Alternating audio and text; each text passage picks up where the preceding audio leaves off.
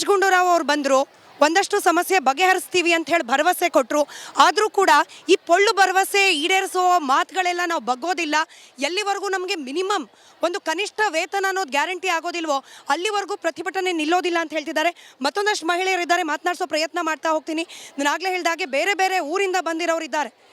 ಸುಸ್ತಾಯ್ತೇನ್ರಿ? ಸುಸ್ತಾಗಿದೆಯಾ? ಸುಸ್ತಾಗಿದ್ದಿಲ್ಲ. ನಮ್ದು ಗುಂಡ್ಲುಪೇಟೆ ಅಣ್ಣೂರು. ಏನು ಹೆಸರು ನಿಮ್ಮದು? ರಾಜಮ್ಮ ಅಂತ. ಎಷ್ಟು ದಿನ ಆಯ್ತು ಇಲ್ಲಿ ಬಂದು? ನಾನು 4 ದಿನ ಆಯ್ತು. ನಿದ್ದೆ ಇಲ್ಲ? ನಿದ್ರೆಲ್ಲ ಹುಷಾರಿಲ್ಲ. ನೆನ್ನೆಯಿಂದ ಜ್ವರ, ಮೈಕನ್ನು, ರಾತ್ರಿ ಎಲ್ಲ ಮಾತ್ರ ತಗೊಂಡಿವಿ. ಪುನಃ ಬೆಳಿಗ್ಗೆ ಕೂಡ ತಗೊಂಡಿದ್ವಿ. ಜ್ವರ ಈಗಲೂ ಇದೆ ನಿಮಗೆ? ಜ್ವರ ಇವಾಗಲೂ ಇದೆ ಮೇಡಮ್. ತುಂಬ ಮೈಕನ್ನು, ಜ್ವರ, ತಣ್ಣು, ನೆಗಡಿ, ತಲೆ ಥರ ಆಗಿಬಿಡ್ತದೆ ತುಂಬ. ಮತ್ತೆ ರಾತ್ರಿ ಇನ್ನೂ ಚಳಿ ಇರುತ್ತಲ್ಲ, ಈ ಜ್ವರ ಇಟ್ಕೊಂಡು ಈ ಥಂಡಿಲಿ? ಇಲ್ಲ ಮೇಡಮ್, ಇರ್ತೀವಿ. ಇನ್ನು 4 ದಿನ ಆದರೂ ಇರ್ತೀವಿ. ನಮ್ಮ ಹೋರಾಟ ಮುಗಿಯೋವರೆಗೂ ಇರ್ತೀವಿ ನಾವು. ಆರೋಗ್ಯ ಏನಾರು ಹೆಚ್ಚು ಕಮ್ಮಿ ಆದರೆ ಏನು? ಆದರೆ ನಮ್ಮೊಬ್ಬರಿಗೋಸ್ಕರ ಇನ್ನೂ 47,000 ಜನ ಅವ್ರದ್ದು ಒಳ್ಳೇದಾಯ್ತು ಅಂದ್ರೆ ನಾವು ಇನ್ನೂ 4 ದಿನ ಟೈಮ್ ಕೊಡ್ತೀವಿ.